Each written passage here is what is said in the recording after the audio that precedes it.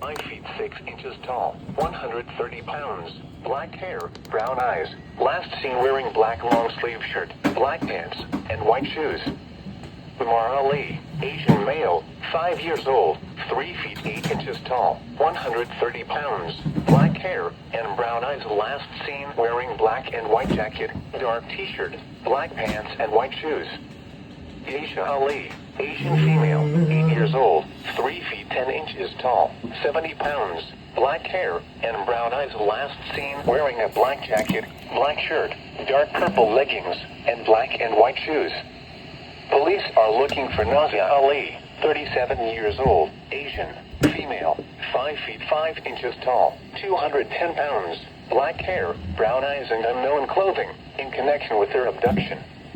The suspect is driving a black 2017 Mercedes-Benz GLC 300 South UV bearing Texas license plate number North BD 5334.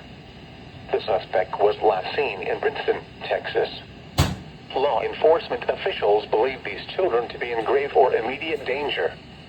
If you have any information regarding this abduction, call the Princeton Police Department at 214-271-5492.